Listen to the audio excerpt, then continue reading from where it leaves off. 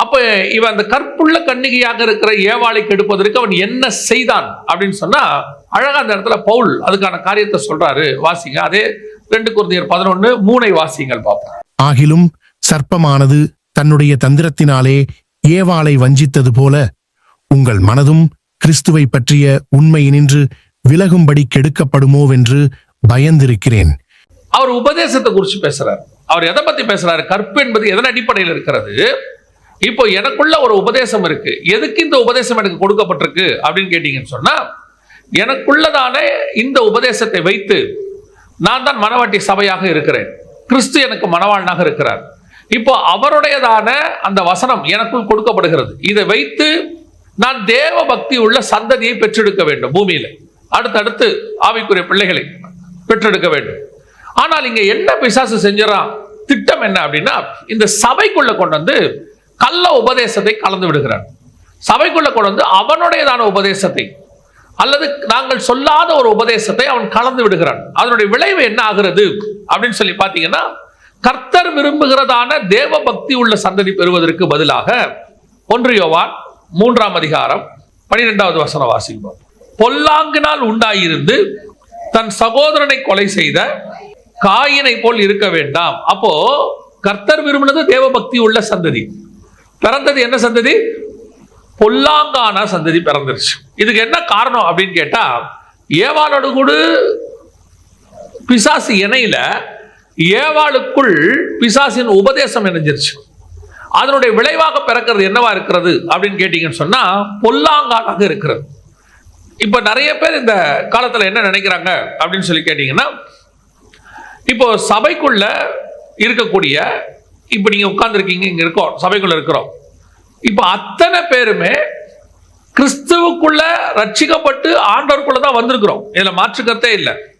ஆனா உங்களுக்குள்ள இருந்து பிறக்க போறது கிறிஸ்துவினால் பிறக்கக்கூடியதாக இருக்க போதா, பொல்லாங்கனால் பிறக்கக்கூடியதாக இருக்க போதா? அதான் முக்கியம். நீங்கள் இயேசுவை ஏற்றுக்கொண்டு ரட்சிக்கப்பட்டு வந்தது உண்மை. ஆனா இங்கிருந்து நான் கொஞ்சம் வெளிப்படையா சொல்றேன். இப்ப சபைக்குள்ள நாம 2 பிள்ளைகளை திருமணம் பண்ண வைக்கிறோம். ஒரு மகனையோ ஒரு மகளையோ நாம் கொண்டு வந்து திருமணம் வைக்கிறோம். மணமகன் மணமகளை திருமணம் பண்ண வைக்கிறோம். ஆனால் எல்லா மணமகனும் எல்லா மணமகளுக்கும் ஒத்தாக மாறாது. அதாவது ரட்சிக்கப்பட்டவங்களா இருந்தாலும் கூட எல்லாரும் எல்லாருக்கும் சரியாகாது.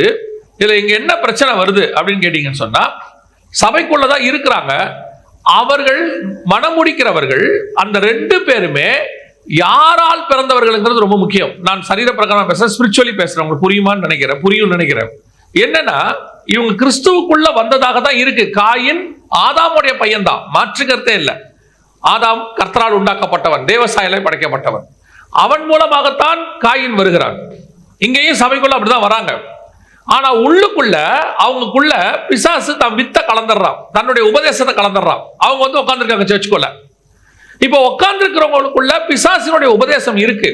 இந்த மாதிரி ஆட்களை கொண்டு போய் ஒரு ஏவாள் கையில கொடுத்தீங்கன்னா, ஏவாளாக கொடுக்குறீங்கன்னா, அந்த சபைக்குள்ள ஒப்படைக்கிறீங்கன்னா, இவங்க 2 பேர் வழியா பிறக்கிறது பொல்லாங்கால தான் இருக்கு. அதான் இங்க பிரச்சனை. இப்ப நம்ம என்ன நினைக்கிறோம்? சர்ச்சுக்குள்ள இருக்கிற எல்லாருமே கர்த்தருடைய பிள்ளைகள் அப்படின்னு நினைக்கிறோம். சர்ச்சுக்குள்ள வராங்க அத்தனை பேரும் கர்த்தருடைய பிள்ளைகளா இருக்கிறாங்களா, இன்னும் கர்த்தருக்குள்ள வளர்றாங்களா, அந்த அதை நம்ம பார்க்கறதில்ல. நம்ம என்ன பார்க்கிறோம்? ரட்சிக்கப்பட்டாச்சு, ஞானஸ்நானம் எடுத்தாச்சு, அபிஷேகம் பெற்றாச்சு. பட் அவருடைய ஸ்பிரிச்சுவல் ஸ்டாண்டர்ட் என்ன? அவங்களுக்குள்ள இருக்கக்கூடியது யாருடையதான உபதேசம்? சபைக்குள்ள நம்ம தான் உபதேசம் கொடுக்கிறோம். ஆனா வெளியிருந்து ஒரு பாம்பு வந்து எங்கேயோ அவங்களுக்கு ஒரு உபதேசத்தை கொடுத்துடுது. அந்த உபதேசம் அவங்களுக்குள்ள கருதரிக்கும் பொழுது அது எதை பெற்றெடுக்குது? பொல்லாங்கனை பெற்றெடுக்குது. எப்படி சபைக்குள்ள இவ்வளவு ஒரு ஆவிக்குரிய நல்ல சபைகளுக்குள்ள பொல்லாங்கன்கள் உள்ள எப்படி வராங்க? அதான் எனக்கு ஆச்சரியமா இருக்கு. 10 வருஷம் 15 வருஷம் சபைக்குள்ள இருக்கிறாங்க, அவர்கள் பொல்லாங்கனாய் மாறுகிறார்கள். எப்படி இருக்கு? அது எப்படி யோசிச்சு பாருங்க. ஆதாமும் ஏவாளும் கர்த்தரால் படைக்கப்பட்டவங்க, தேவ சாயலாக கர்த்தரே மேட் பண்ணிருக்கிறார். என்ன சொல்ற, மேட் இன் ஹெவன்ன்றது அவங்க 2 பேரும் தான் கரெக்ட். அவர் தான் வந்து படைச்சிருக்கிறார். 2 பேரையும் அவர் ரெடி பண்ணிருக்கிறார். ஆனா 2 பேரும் பெற்றெடுக்கிற பிள்ளை என்னவா இருக்குது?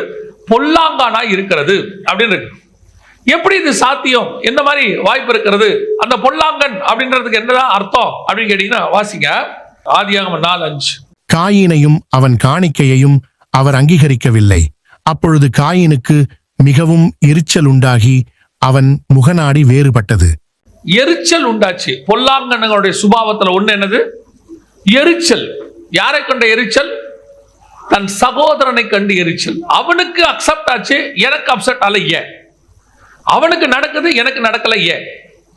இதான் பொல்லாங்கனுடைய சுபாவம். பொல்லாங்கனால் உண்டாயிருந்த, எப்படி ஆதாம் தேவனால் படைக்கப்பட்ட மனுஷன், அவனுக்குள்ளிருந்து வரக்கூடியதான காயினுக்கு என்ன சுபாவம் இருக்கிறது? எரிச்சல் சுபாவம் இருக்கு. இது எரிச்சல் ஆண்டவருக்குள்ள இல்ல. ஆண்டவருக்குள்ள இல்லாதது ஆதாம்குள்ள வராது. ஆதாம்குள்ள இல்லாதது எப்படி காயின்குள்ள வரும்? அப்ப காயின்குள்ள வந்திருக்குதுன்னா இது பொல்லாங்கனால உண்டானது. 2வது 4ஆம் அதிகாரம் 7ஆம் வசனம் வாசி. நீ நன்மை செய்தால் மேன்மை இல்லையோ? நீ நன்மை செய்யாதிருந்தால் பாவம் வாசற்படியில் படுத்திருக்கும். காயினை பார்த்து கர்த்தர் சொல்ற அர்த்த வார்த்தை நன்மை செய்யாதிருந்தால். இவங்கெல்லாம் இப்ப எங்க இருக்கிறாங்கன்னா ஏதேனுக்குள்ள இருக்கிறாங்க. அதான் மறந்துடக்கூடாது. தோட்டத்துக்குள்ள இல்ல, எங்க இருக்கிறாங்க? ஏதேனுக்குள்ள. ஏதேன்னா மகிழ்ச்சி, ஏதேன்னா சர்ச், தேவ சமூகம்னு இருக்கு. இவ்வளவு கர்த்தர் காயின் எங்க இருக்கிறான்னா காட்ஸ் பிரசன்ஸ்குள்ள இருக்கிறான்.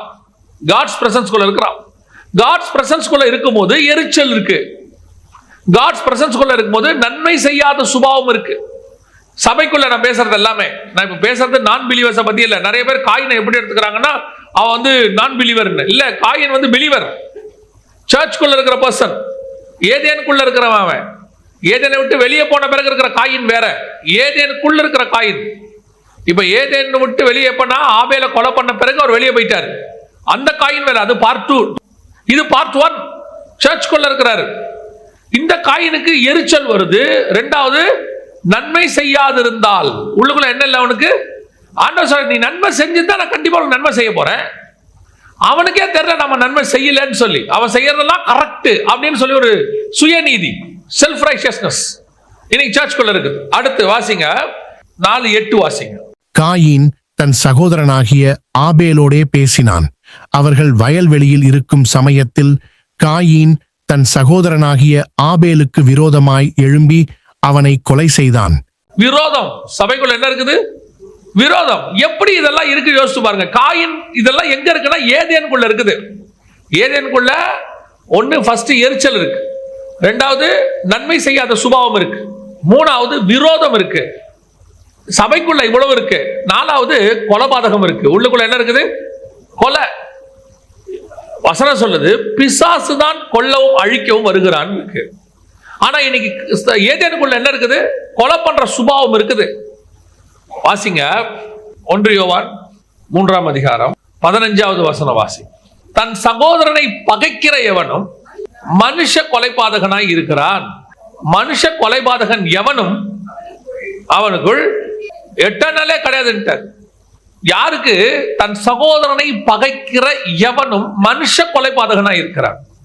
இதுல என்ன பாத்தீங்கன்னா, எங்களுக்கு ஆரம்பத்துல சபைக்குள்ள வந்த புதுசுல ஒரு ஃபர்ஸ்ட் 10 வருஷம் சொல்றேன், எங்க சர்ச்சுக்குள்ள நான் உருவான காலத்தை சொல்றேன். 10 வருஷம் எங்களுக்கு பெருசா ஊழியத்தை பத்தி எல்லாம் சொல்லியே கொடுக்கல. எங்களுக்கு ஆவிக்குரிய வாழ்க்கையினுடைய மாற்றத்தை பத்தி மட்டும் தான் சொல்லி கொடுத்தாங்க. ஊழியம் என்பது நம்ம வாழ்க்கையில வரக்கூடிய ஒரு பார்ட். அது பின்னாடி செய்யலாம், ஒருவேளை சூழ்நிலை செய்யாம கூட நீங்க போகலாம். ஆனால் உங்களுக்குள்ள இருக்கிற உள்ளான மனுஷனுக்குள்ள அந்த மாற்றம் வந்துட்டே இருக்கணும். இப்ப என்ன நடக்குதுன்னா, சர்ச்சுக்குள்ள வெளியே நீங்க நல்லா ஊழியம் செய்யணும், வெளியே நல்லா கிராண்டா இருக்கணும், எல்லாம் இருக்குது. உள்ளுக்குள்ள மாற்றம் இல்லை. சர்ச்சுக்குள்ள ஒவ்வொரு விசுவாசிக்குள்ள மாற்றம் இல்லை. என்னென்ன இருக்குது? எரிச்சல் இருக்குது, கோபம் இருக்குது, மூர்க்கம் இருக்கு, விரோதம் இருக்கு, நன்மை செய்யாத சுபாவம் இருக்கு, கொலைபாதகம் இருக்கு. தன் சகோதரனை பகைக்கிற எவனும் கொலைபாதகனாய் இருக்கிறான். இவ்வளவு சர்ச்சுக்குள்ள இருக்கு. இது யாரு? ஆதாமும் ஏவாளும் பெற்றெடுத்த 2 தேவனுடைய ப்ராடக்ட், பெற்றெடுத்த பொல்லாங்கன். இன்னைக்கு கர்த்தர் தான் பெற்றெடுக்கிறார். சபைக்குள்ள கர்த்தரோட ரத்தத்தால மீட்கப்பட்டு தான் உள்ளே வரோம். ஆனா உள்ளே வரக்கூடியது காயினாக இருக்கிறதா? காயினுடைய சுபாவத்தை உடையதா இருக்கிறதா? அதான் கேள்வி. இன்னைக்கு உங்களை சுய பரிசோதனை பண்ணி பாருங்க. சர்ச் என்பது ஒரு ஏதேன், ஒரு மகிழ்ச்சியான இடம். சர்ச்சுக்கு வந்துட்டு ரிட்டர்ன் ஆகும்போது, நாங்கள் ஒவ்வொரு முறை வந்துட்டு போகும்போதும், நான் எங்க அம்மா வச்சு சொல்றேன். எங்க அம்மாவுக்கு அப்பெல்லாம் 60 வயசு இருக்கும். நாங்க சர்ச்சுக்கு வர காலத்துல 60 வயசு இருக்கும். அவ்வளவு சந்தோஷமா சர்ச்சை முடிச்சுட்டு போகும்போது நாங்க போவோம். வெளியே போகும்போது நின்று பேசி டீ குடிச்சிட்டு அப்படி ஏன்னா உள்ளுக்குள்ள அந்த உள்ள வந்துட்டு போகும்போதே வாருங்கள் ஆலயத்துக்கு போவோம் என்ற போது நான் மிகுந்த மன மகிழ்ச்சியாக இருந்தேன். இன்னைக்கு சர்ச்சுங்கிறது all over the world. Church இன்னைக்கு எப்படி இருக்குது? ஒண்ணு சர்ச்சுங்கிறது ஒரு ட்ரெடிஷன் பிளேஸ், வந்துட்டு போகணுமே. ஒரு சிலர்லாம் சர்ச்சுக்கு வரணும், வேற வழி இல்லை, ஆண்டவர் சொல்லி இருக்கிறாரு, கட்டாயத்தின் பேர்ல வந்துட்டு போறாங்க. சண்டே ஆனா ஆராதனைக்கு வரணுங்க, ஆண்டவர் சொல்லி இருக்கிறாரு, வேற வழி இல்லை. அவங்களுக்குள்ள அந்த அந்த இது இருக்கு, பயம் இருக்கு. ஆனா சர்ச்சுக்கு வர்றது சந்தோஷமா இல்லை. ஒரு சிலர் சர்ச்சை எப்படி பார்க்கறாங்க? ஒரு பாலிடிக்ஸ் இடம், ஒரு அசம்பிளி உள்ள வராங்க, இங்க அவ்வளோ பாலிடிக்ஸ். சகோதரர்கள், இதுல எப்படி ஒரு மனமா இருக்கிறவங்களுக்குள்ள எப்படி இவ்வளவு வருது? ரிவைவல்னு ஒண்ணு வராம இருக்கிறதுக்கு காரணமே யாருன்னா பிசாசே கிடையாது. பிசாசால ரிவைவலை தடுக்கவே முடியாது. பிசாசுக்கு அந்த வல்லமை கிடையாது, அவன் வீழ்த்தப்பட்டவன். அப்ப ரிவைவல் வராம போறதுக்கு யார் காரணம்? சர்ச். நம்ம தான் காரணம். காரணம், இயேசு கிறிஸ்து கூட இருக்கும் பொழுது சீஷர்களுக்கு இந்த சுபாவம் இருந்துச்சு. யார் பெரியவன், யார் சின்னவன், அடுத்தவன் யாரு, பணத்தாசை எல்லாம் இருந்துச்சு. ஒரு யூதாஸ் காரியத்து உள்ள இருக்கிறான், மறுதளிக்கிறவன் உள்ள இருக்கிறான், இவ்வளவு பேர் உள்ள உட்கார்ந்துருக்கிறான். இவ்வளவு பேரை வச்சுக்கிட்டு என்ன கொண்டு வர முடியல? ரிவைவலை கொண்டு வர முடியல, இயேசு கிறிஸ்துவாலே கொண்டு முடியல. கடைசியா ஆவியானவர் வர்றார். ஆவியானவர் ஒரு தடவைக்கு 3 தடவை இருக்கு. 1ஆம் அதிகாரம் 2ஆம் அதிகாரத்துல அப்போஸ்தலர் நடபடிகள்ல அவர்கள் ஒருமனப்பட்டு, அவர்கள் ஒருமனப்பட்டு, அவர்கள் ஒருமனப்பட்டு. அந்த ஒன்னஸ், சர்ச்சுக்குள்ள இந்த ஒன்னஸை கெடுக்கிறது என்ன? எத்தனையோ விதமான சுபாவங்கள். நான் ஏற்கனவே நிறைய தடவை சொல்லியிருக்கிறேன். சர்ச்சுக்குள்ள ஒன்னஸ் கெட்டுச்சு, சர்ச் கெட்டுருச்சு, அவ்வளவுதான். சபை யாருக்கான இடமும் கிடையாது.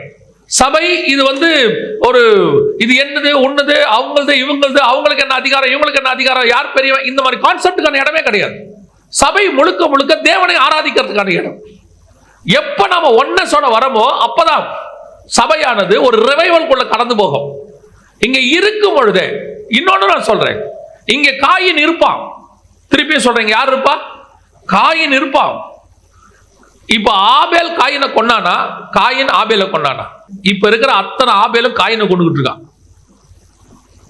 இங்க இப்ப சபைக்குள்ள என்ன நடக்குது? எல்லா பரிசுத்தவானும் இங்க இருக்கிறதான பாவியை கொண்டுகிட்டு இருக்கான். காயின் பாவி, கரெக்ட் தானே? இப்போ அவனை பாவி பாவின்னு கார்னர் பண்றது யாரு? சுத்தி இருக்கிற அத்தனை பரிசுத்தவானும், அத்தனை நீதிமான்களும் உட்கார்ந்து காயினை கார்னர் பண்ணி, காயின் இப்ப ஆபேலை பார்த்து பயப்படுறான்.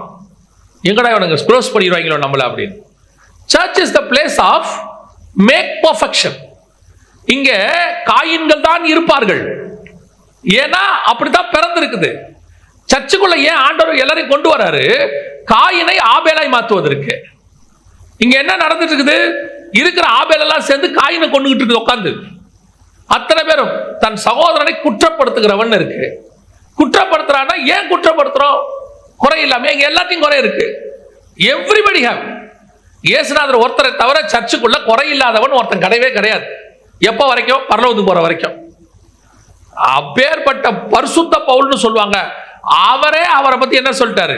பாவிகளில் பிரதான பாவின்ட்டு போயிட்டாரு. இங்க எல்லாருக்கும் சுய நீதி, சுய பரிசுத்தம். இங்க உட்கார்ந்து இருக்க எல்லாத்துக்கும் அப்படியே அடுத்தவங்களை குற்றப்படுத்திக்கிட்டு, நான் பெருசு, நீ பெருசு, நான் கீழே, நீ மேல. இந்த 5ஆம் அதிகாரத்துல அப்போஸ்தலர் நடபடிகள் அவங்களுக்குள்ள ஒரு பாகுபாடு வருமே இல்லையா? நல்ல ஒருமனமா இருந்தான். ஒருமனமா இருக்கிற வரைக்கும் அவனுக்குள்ள என்ன வரல? பிரச்சனை வரல. 6ஆம் அதிகாரத்துல என்ன பிரச்சனை வந்துச்சு? 1-2 வாசிங்க. அந்நாட்களிலே சீஷர்கள் பெருகின போது கிரேக்கரானவர்கள் தங்கள் விதவைகள் அன்றாடக விசாரணையில் திட்டமாய் விசாரிக்கப்படவில்லை என்று எபிரேயருக்கு விரோதமாய் முறுமுறுத்தார்கள். நல்லா கவனிச்சுக்கொள்ளுங்க. சபைக்குள்ளதான் ஒருமனம் வந்துருச்சு, சர்ச்சுக்குள்ள ஒருமனம் வந்துருச்சு. 1ஆம் அதிகாரத்துல ஒருமனப்பட்டு கூடி வந்தார்கள். 2ஆம் அதிகாரத்தில் ஒருமனப்பட்டார்கள், எழுப்புதல் வந்துருச்சு. 3ஆம் அதிகாரத்துல ஒருமனப்பட்டு சாலமோன் மண்டபத்தில் கூடி இருந்தார்கள். இப்ப இங்க எங்க கிரேக்கன் ஒருத்தன் உள்ள வந்தான்? இந்த தாட் ஏன் வந்துச்சு? இப்போ ஒருமனப்பட்டு கூடி உட்கார்ந்து இருக்கும் போது அவனுக்குள்ள தோன்றான், கிரேக்கர்கள் விதவைகள், கிரேக்க விதவைகள் விசாரிக்கப்படுவதில்லை, நம்ம தான் யூதனும் இல்லை கிரேக்கனும் இல்லைன்னு உள்ள வந்துட்டோமே. இப்ப அந்த கிரேக்கங்கிற தாட் ஏன் வந்துச்சு உனக்கு? அப்ப என்ன அர்த்தம்? நீ ஒருமனமா வந்தாலும் உனக்குள்ள இன்னும் நான் கிரேக்கன், நான் யூதன், நான் அந்த ஊர்க்காரன், நான் இந்த ஊர்க்காரன், நான் அந்த மொழிக்காரன், நான் இந்த மொழிக்காரன்னு உனக்குள்ள என்ன இருக்கு? இன்னும் ஒரு மனதுக்கான பிரிவினை, காயினுடைய சுபாவம் இருக்கு. அந்த சுபாவம் என்ன செய்கிறது? ஒரு நாள் உன்னை ஏதேனை விட்டு வெளியே கொண்டு போகும், வெளியே கொண்டு போயிடும். கடைசியில காயின் ஏதேனை விட்டு எங்க போயிட்டான்? பூமிக்குள்ள போயிட்டானா. வசனம் சொல்லுது, பூமியில் நிலையற்று அலைகிறவனாய் இருப்பே. இன்னைக்கு இதான் சுபாவம் சர்ச்சுக்குள்ள. சபையில் இருக்கிற விசுவாசிகளுக்கு நான் சொல்றேன், டோன்ட் கார்னர் எனிபடி. நான் சொல்ல புரியுதா? யாரையும் கார்னர் பண்ணாதீங்க, யாரையும் அக்யூஸ் பண்ணாதீங்க. யார் வேணாலும் எப்படி வேணாலும் இருக்கட்டும், உங்களால் ஒருத்தனையும் மாற்ற முடியாதீங்க, உங்களால் ஒருத்தனையும் திருத்த முடியாது. உங்களாலேயும் என்னாலையும் திருத்த முடியும்னா சர்ச்சு 1ஆம் நூற்றாண்டுல இருந்து வெறும் பரிசுத்த சர்ச்சா தான் இருந்திருக்கணும். ஏன்னா அப்பேற்பட்ட பரிசுத்தவான்களாலே சபைக்குள்ள என்ன கொண்டு வர முடியல? ஒன்னஸ் கொண்டு வர முடியல. இங்க ஆண்டவர் ரிப்பேர் பண்ண காரை தான் கொண்டாந்து இருக்கிறார். எது கொண்டாந்து? ரிப்பேர் சரி பண்றது கொண்டாந்து இருக்கிறார் சர்ச்சுக்குள்ள. நீங்க பார்க்குற இடம் சர்ச்சுங்கிறது ஒரு மெக்கானிக் ஷாப். இங்கே வந்து ஏன் அந்த கார் ஓட்ட, ஏன் அந்த கார் ஓடாம நிக்குது, ஏன் அந்த கார்ல இன்ஜின் பிரிச்சிருக்குன்னு கேட்காதீங்க. ஏன்னா இது அந்த மாதிரி இடம் தான். இதை ரெடி பண்ணி அனுப்புறதுக்கு தான் கர்த்தர் சர்ச் வச்சிருக்கிறார். அதுக்கு தான் சர்ச் வச்சிருக்கிறாரு. அதை தான் பவுல் சொல்றாரு, கற்புள்ள கண்ணி ஏக உங்களை ஒப்படைக்கணும். நான் ரெடி பண்ணிட்டு இருக்கிறேங்கிறாரு. எஸ்தரை கொண்டு வந்து கொடுத்த உடனே அந்த அம்மா ஒன்றும் பெரிய பரிசுத்தவாதி கிடையாது. அந்த அம்மாவுக்கு சுத்திகரிப்பு தேவைப்பட்டது. கன்னிகை தான் அந்த அம்மா. யாரு? புருஷனை அறியாத கன்னி தான். ஆனா வசனம் சொல்லுது, அவளுக்கு சுத்திகரிப்பு தேவைப்பட்டது. அவ கன்னியா இருக்கிறதுனால அப்படியே கொண்டு போய் ராஜா கிட்ட ஒப்படைச்சிட முடியாது. அவளுக்கு என்று ஒரு சுத்திகரிப்பு இருக்கு.